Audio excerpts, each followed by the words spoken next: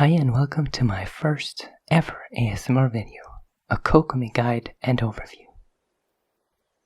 We'll first go over Kokomi's abilities, a few ways she can be used, her weapons and artifacts.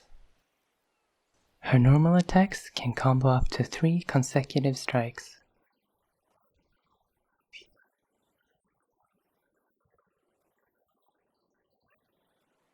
And her charged attacks look like this, however they're very rarely used. Everything is normal thus far, however, it begins to become very interesting when we look at her skill. Her skill summons a Bake Kurage, which is this jellyfish. Apart from being very cute, it does a number of different things. It heals nearby characters based on Kokomi's maximum HP. It deals hydro damage to enemies based on Kokomi's attack. And it also applies pretty strong hydro to nearby enemies, which is used in a number of different ways. One of these is freezing enemies. One drawback of using the skill is that you become wet, but it's not that big of a deal, unlike with Barbara where you get wet multiple times. The skill has a 10-second duration and 18-second cooldown. However, because of this passive skill, your jellyfish can actually have 100% uptime, because the duration of it is reset when you use the burst. And speaking of the burst, it wraps Kokomi in the ceremonial garment, which makes her normal, charged, and Bake Kurage deal more damage based on Kokomi's maximum HP. This is her main source of damage. It also makes it so that her normal and charged attacks actually heal nearby party members. On top of this, it makes it very hard to interrupt Kokomi's attacks. And she can even walk on water, which is mostly used to take very cool screenshots. And her burst has a 10-second duration and an 18-second cooldown. And an energy cost of 70, so you will need a bit of energy recharge on her to get this back. If you wonder what you should level first, it's the burst, and after that I would say the skill and then the normal attacks. But if you're using her just to freeze enemies, you might want to level the skill first. I also have a talent level comparison video up on my channel if you're interested to see the difference between them.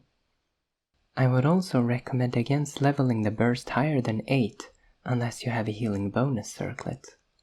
Because this passive ability that Kokomi has makes it so that during her burst, she deals even more normal and charged attacks based on how much healing bonus she has, which makes the healing bonus circlet her actually best for damage as well as healing.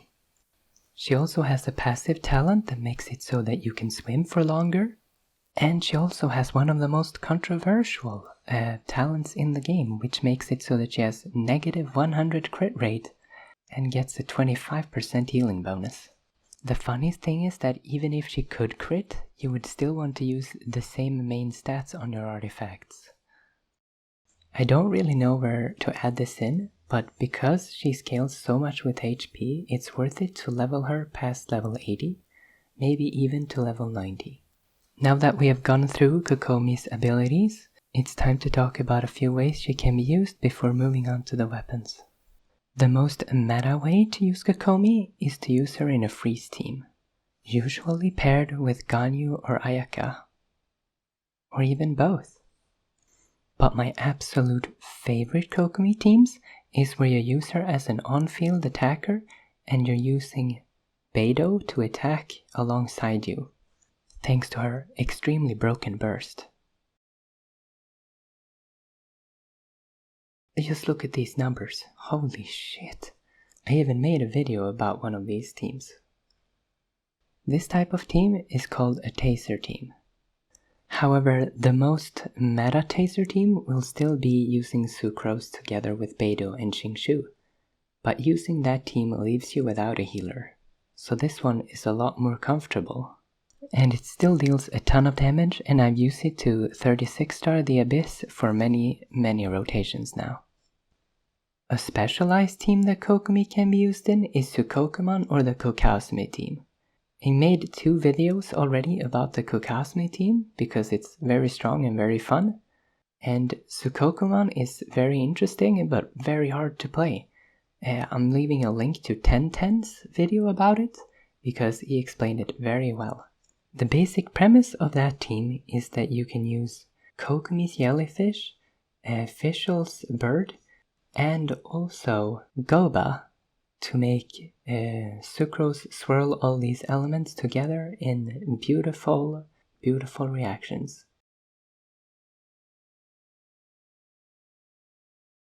Anyway, since she's such a general unit and an overall good healer, she can be used in a lot of other teams, of course. But this was just my top 4 use cases.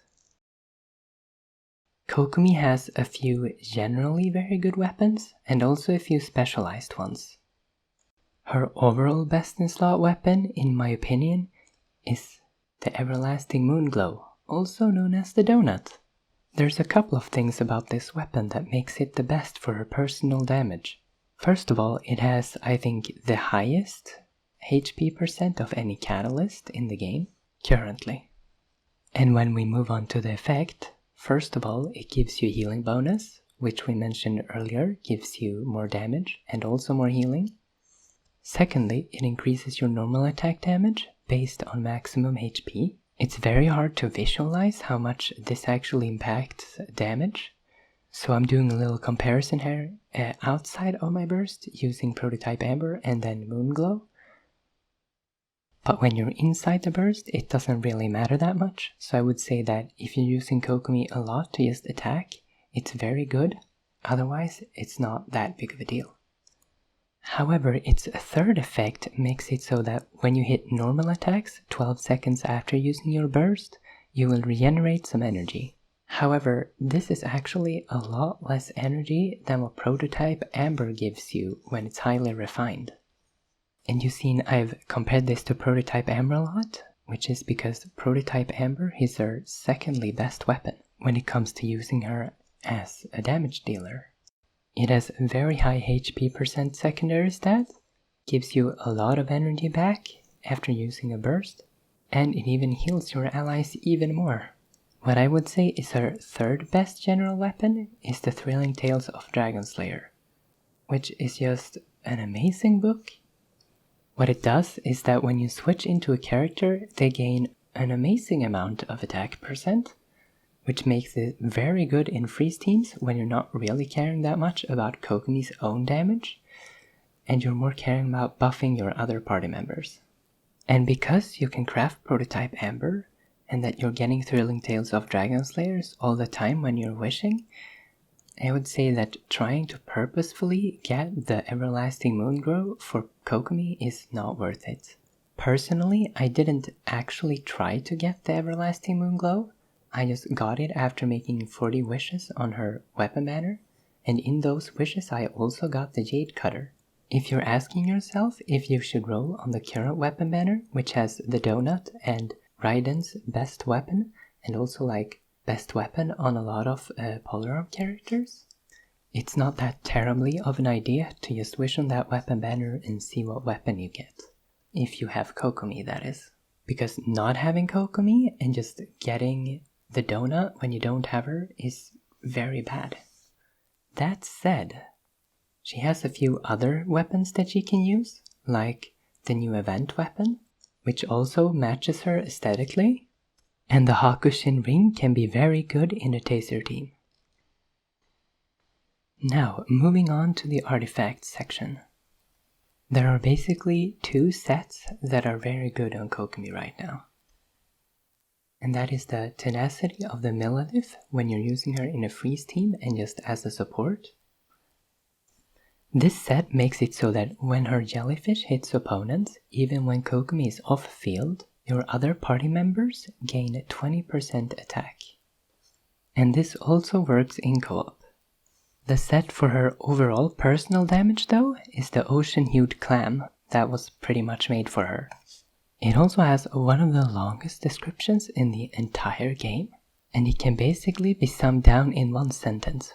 The healing you do, even if your characters are already fully healed, will go into this bubble. The bubble will be there for 3 seconds after you first heal, and After those 3 seconds it will pop and deal physical damage based on 90% of what you healed. And after another 0.5 seconds, the bubble can come up again and receive all the healing. And because it's physical damage, you can actually decrease opponent's physical resistance to make this bubble deal even more damage. And something funny is that if you're in co-op and your jellyfish heals even more characters that are nearby it, this will actually deal even more damage in co-op. But something to note is that there are a damage cap, which is 30,000 HP healed. Moving on to what stuff you actually want on the artifacts. And one of the most important things is that you do not want crit rate or crit damage on anything. Because she has a minus 100 crit rate, you will basically never get use of them. Or you will never get use of it. Unless you're just trying to meme it up. The most important thing is HP. Therefore you want a HP Sands or an energy recharge one if you're running her in a freeze team where you mostly care about using her burst to reset your Baki Kurage skill. And even if you're using her to attack on field, I would still recommend getting about 130 energy recharge or more. Her goblet should almost always be a hydro damage one, unless you're a mega whale with like a Constellation 6 and using a Kazuha with a Freedom Sworn sword with like Refinement 3 or something. But yeah, pretty much always hydro damage, or maybe HP if you want to heal more in a freeze team. Her circlet is what people usually argue about, but the answer is that you need a healing bonus circlet. The truth is that through the passive talents, this gives you so much damage based on your max HP inside of your burst that it's almost always worth it, unless maybe again you're a mega whale with already refinement 5 of the Everlasting Moonglow, and then on the flower and feather you want as much HP or energy recharge as possible. Elemental Mastery can also be pretty good if you're using her in a Taser team. And her normal attacks and skill still deal damage based on her attack. So attack can be nice, but like HP is better. It's like with Hu Tao where you also want HP instead of attack. So to recap, you need a lot of HP, hydro damage and healing bonus. But don't forget to try to get some energy recharge also. Moving on to her Constellations. We see I have one unlocked. And overall, this is a lot more recommended, in my opinion, than getting the Everlasting Moonglow. This makes it so that while you're inside your burst, your final normal attack in your combo string will unleash another attack that deals 30% of damage based off Kokomi's max HP. This is pretty good. It is however not considered normal attack damage, so you can't really boost this with other than your hydro damage bonus. Her second constellation is bad because it just gives you more healing when your party members are low HP. And her third and fifth increases talent levels, where the third one is pretty good because burst is really nice. Her fourth constellation, however, regenerates a lot of energy, more energy than what the Everlasting Moonglow does, and it also increases attack speed while you're inside of your burst. So this is also pretty nice. And her final constellation makes it so she gains 40% hydro damage bonus. I think that's everything I wanted to say in my Kokomi guide and overview, so thank you very much for watching. If you're interested in what other stuff I'm making, I'm also making an audio game called Blind Survival that it would be very nice if you checked out.